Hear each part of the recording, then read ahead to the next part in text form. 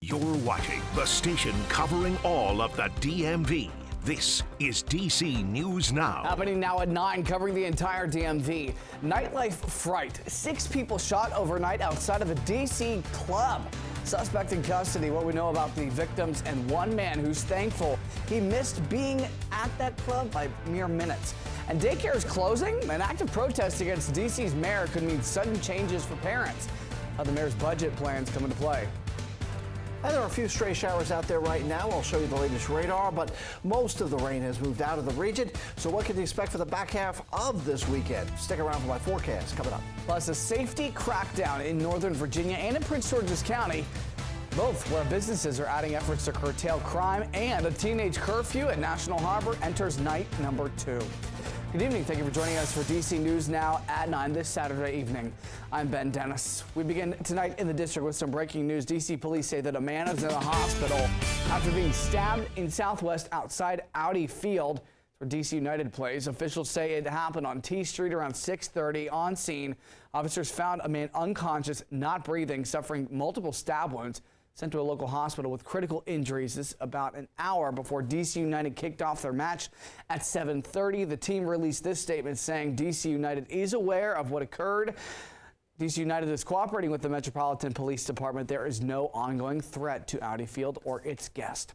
Continuing tonight, Prince William County police say that a woman has died nearly 2 weeks after a crash in Fairfax Station. It happened back on April the 15th, right there at the intersection of Yates Ford and Evans Ford roads. Police say a pickup truck hit a woman's car there. The passenger, 32-year-old Jessica Lynn Randall of Manassas, died yesterday. The driver expected to survive.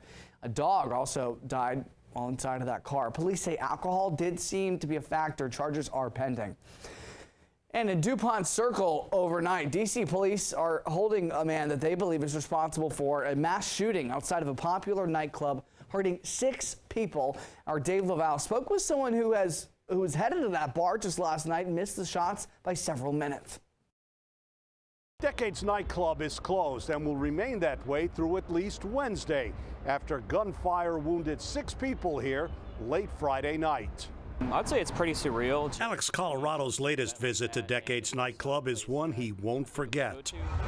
Colorado captured this video shortly after 6 people got shot outside the nightclub. It's also a place that I typically go to probably a couple times a month with friends, and seeing a place impacted like that, and just kind of seeing what's going around in the city and seeing that happen in a place I like going to, it's really unfortunate. DC police arrested 29-year-old Renwell Mantock of Hyattsville, Maryland.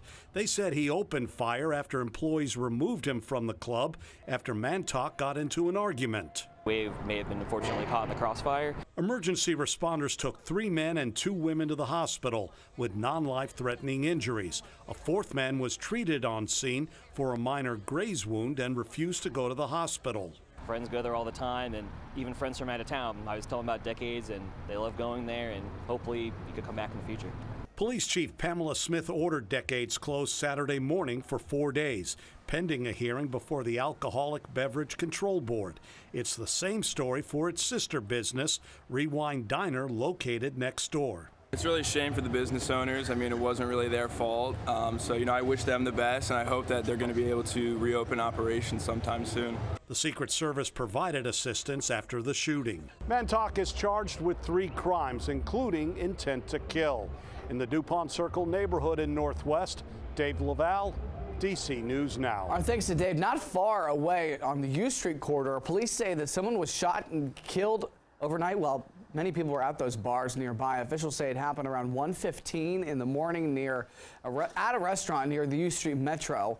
Police say they found 43-year-old Kenneth Goins of Salisbury, Maryland, shot several times. That investigation is ongoing.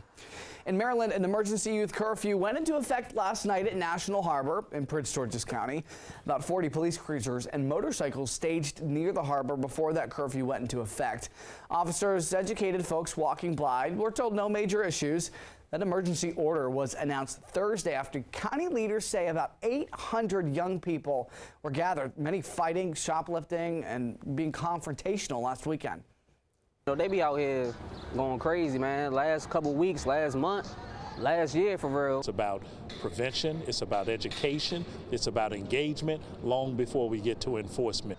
Anyone 16 years old and younger is not allowed to be at the harbor alone between 5 p.m. and 6 a.m. tonight or tomorrow. Exceptions include anyone returning home from school, work, or an activity with those attending senior prom at the Gaylord National. Time is 9:05. The 11-hour Scott Sumner. Scott, the lead in your department is that major warm-up on the way. Yes, indeed. Absolutely, Ben. Right now, things are quiet, semi-cool. It was pleasant. I stepped outside in between the newscasts, and yeah, I didn't need a jacket. It's not too cold, but still not as warm as it's going to get here as we go throughout the next couple of days. 59 right now, overcast skies, and yes, it is spring technically, but it's going to feel a lot warmer than that. It's going to feel like summer.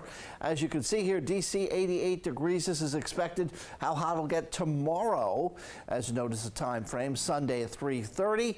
As we get into Monday, you'll notice a little bit more warmth here in the picture. 90 expected in the white shade of color there. The heat indices aren't really applicable at this point in time. This will become more useful as the summertime wears on because of the humidity picking up. So how does that stand with regards to Monday, either breaking or tying a record? Well, if it does hit 90 on Monday, as I'm forecasting, it would be a degree off because the record is 91, set back in 2017 and other years. And Hagerstown's record is 90, and we'd be about 3 degrees off that mark. So pretty close, but no cigar at this point. And here we go. We see, again, just a few little splash and dash showers out there, especially in Northern Virginia. We'll talk more about tomorrow's forecast and what to expect coming up. All right, Scott, plenty to cover. Turning now to sports. That's included. On Thursday night, the Washington Commanders selected quarterback Jayden Daniels, #2 overall in the NFL draft. Quarterback of the future. Speaking to the cameras just yesterday at his introductory press conference in Ashburn, Daniels, the Heisman Trophy winner from LSU, is certainly looking to make an impact immediately on the field for DC, but also wants to let people know that he stands for more than a football player. Somebody kids could look up to, be a role model, inspiration, especially kids with color, that look just like me, that have goals of being up here one day and be able to live out their dreams, because I was in the same seat as them. And, hopefully I could be that inspiration, that role model to them, looking at Lamar Jackson, those type of people when I was growing up, looking at them and seeing that they did their own way. Brandy Flores will have more on the Commanders' picks through day 3 of the NFL Draft tonight at 11 on Game Night, also at 10 o'clock on the CW. An update tonight. Former President Donald Trump wrapped his first week of criminal trial for alleged hush money payments inside of the New York courtroom. 12 jurors listened to Trump's attorney's attempt to pick apart the testimony from former National Enquirer publisher David Pecker. He admitted to helping purchase and then kill embarrassing stories leading up to the 2016 election. The ex-tabloid owner says Trump thanked him for his help in the 2017 White House meeting. That's a detail defense attorneys say did not match a previous statement. Trump is facing 34 felony counts of falsifying business records. It should be over. The case is over. So we have another day of court in a freezing courthouse. Talking about the temperatures there, the former president will be back in court on Monday. Heads up for some parents in D.C. Daycare centers that they use might close next week. Parents received a letter saying the closure is in protest of Mayor Bowser's proposed cuts to childhood education funding. Her proposal plans to cut funding to nearly every childhood education programs, including the Pay Equity Fund. That makes sure early childhood educators are paid almost the same as D.C. public school teachers. The letter sent to parents says centers will be closed on Friday, May the 3rd, and staff will rally that morning at the Wilson Building, where there's a testimony on the last day of the budget hearing. The CEO of Communicatives tells us that they are concerned about how parents will feel about not having daycare for a day, but there's a message that the closure will send. Also to kind of show the city what it would be like with a shortage of programs. We do want it to be a little bit of a pain point because that's the point. But we also, we love our parents. They support us greatly. And so we did want to give them a heads up so that they had about a week's notice. And in the letter, they invited parents to join them on May 3rd for that rally. Daycare leaders say they're calling on other programs to close in observation as well. A small business owner in Alexandria has a warning for other shops in the area after a recent burglary. Northern Virginia reporter Max Marcilla shares the owner's message and what she's done to improve her store safety. The owner of a consignment shop here in Old Town Alexandria said she was not expecting to come to work one day and find out tens of thousands of dollars of her store's goods were taken overnight. And she says after that happened, the business community here was really supportive. So now she's sharing her experience with the hopes that other people will hear her message so they can avoid something like what you're about to see happening to them. It's 4:15 in the morning on February 29th, and surveillance cameras from the bike shop next to Vita Style Consignment Shop capture someone breaking the glass and entering the store. They made their way into this glass display case. The store's owner, Alicia Valencia Erb, walks us through what happened. In total, she says 2 burglars left with more than $50,000 of items, mostly high-end handbags and jewelry. I think once you get over that shock, you just turn into, okay, how do we recover? For Valencia Erb, that means talking to her staff about how to remain safe while also bolstering the security system. So I just feel like we should all be made more aware of what's happening. And talking about it with customers and business owners. According to city crime data, there have been 56 burglaries, including the one here at Vita Style so far this year.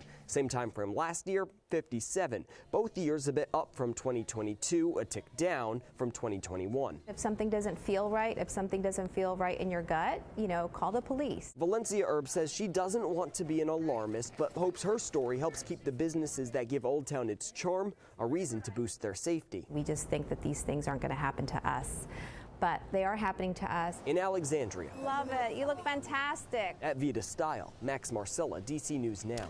Our thanks to Max. Happening this weekend, WMATA is doing some repair work on 4 of their 6 metro lines. The Deanwood, Minnesota Avenue, Benning Road, and Capitol Heights stations are all closed today. They will open up back tomorrow, but stations between Stadium Armory and Minnesota Ave will stay closed through the weekend. Trains will be single track through the work zones on the Red Line. Free shuttle buses will replace the trains on the other 3 lines.